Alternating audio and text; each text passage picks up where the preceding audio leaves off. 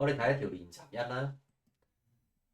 咁練習咧就作業要求就話要為李氏商號咧編製直至2024年12月31日止年度嘅水費帳啦。咁所以我哋只需要做咧由2024年1月1號去到2024年嘅12月31日咧呢一年入邊個水費帳戶嘅啫。咁條題目就話李氏商號咧每3個月咧就係俾一次水費嘅。咁一年有12個月啦，3個月俾一次，咁即係一年咧係應該要俾4次水費嘅。咁商號咧就喺2024年1月1號開始經營啦。咁以下咧就係俾水費嘅詳情，咁佢係用支票形式俾嘅。咁支票即係銀行存款啦，俾完之後咧，我哋銀行應該係少咗錢嘅。好，咁我哋根據要求咧開翻個水費帳戶啦。咁啊，留意下費用增加咧，水費係費用嚟噶嘛，費用增加應該係借方嘅。咁通常我就會寫個交喺度咧，就提一提自己。咁同學都可以咁樣做嘅。OK，好啦，咁然後咧就係跟翻交水費嘅日子去入帳啦。好啦，咁第一個咧就係2024年4月1號嘅時候咧，交嘅日期係呢一日，咁即係呢日我會開支票啦。咁交係個水費交幾時至到幾時咧？就係1月1號2024年去到3月31日咧，呢3個月入邊1月、2月同埋3月咧呢3個月嘅水費嘅。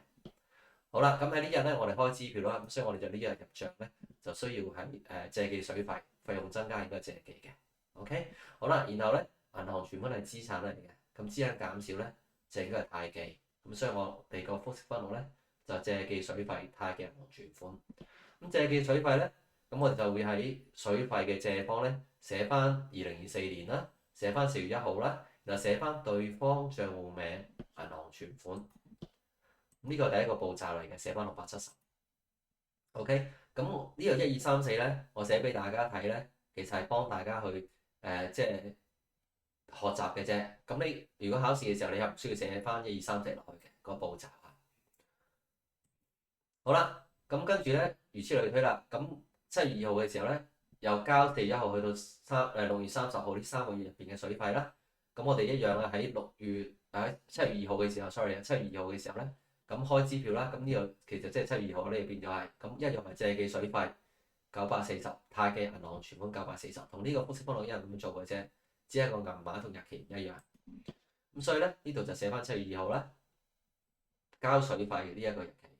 又寫翻銀行存款對方帳戶名，又寫翻940。好啦，去到咧呢個10月3號嘅時候咧，交水費咧就係7月1號去到咧9月30號咧呢3個月入邊嘅水費啦。咁我哋一樣咧係借記翻水費啦，貸記翻銀行存款，咁係800蚊啊呢一度。好啦，然後咧大家留意下咧，去到呢日嘅時候咧，10月1號咧，2024年11號去到10月31日咧，呢3個月嘅水費咧幾時交咧？就唔喺2024年交嘅，喺2025年交嘅。OK，咁即係話咧，2024年呢最嬲尾嗰3個月嘅水費咧，其實喺2024年係未交嘅，用咗但係未交嘅。咁所以咧，我哋呢3個月咧就係一個尚未支付但係已經招致咗嘅水費。咁所以呢個係一個流動負債啦，變咗爭人錢啦，因為到咗期用咗，但係未交喺2024年入邊，因為交嘅日期係出年1月5號先交，咁即係24年冇交到嘅。好，咁所以呢個係一個流動負債，一個應計費用嚟嘅。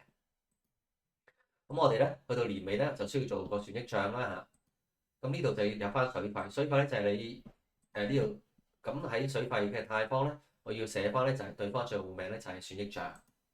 OK，好啦，咁所以呢一度咧就係留意下啦，我哋其實招致咗嘅水費咧係呢12個月啊嘛。OK，就算最後尾嗰3個月係未俾錢，但係已經招致咗，即係已經用咗啦，咁你就要計㗎啦，根據應計概念係咪？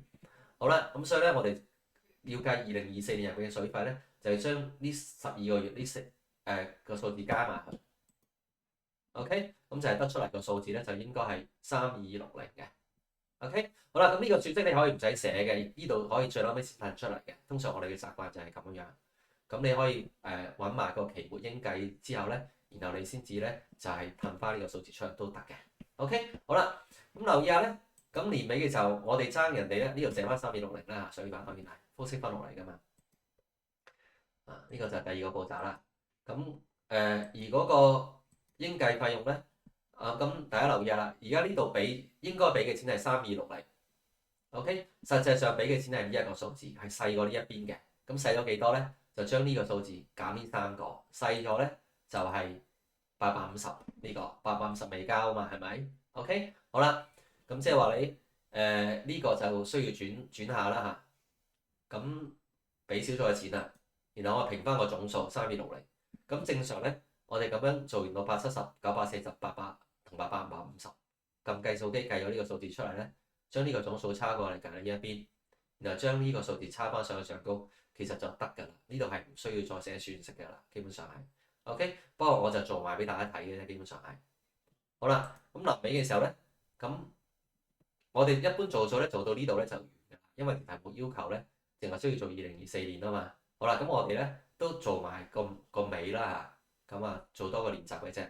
咁呢度就寫翻2025年咧。帶1月1號嘅時候帶翻個應計乘上啦，咁呢個乘上應計咧就應該係850啦呢一度。咁我哋做財務狀況表咧，呢一度咧就流動負債咧，咁寫翻應計費用咧係應該係850蚊。咁呢條題目就完㗎啦。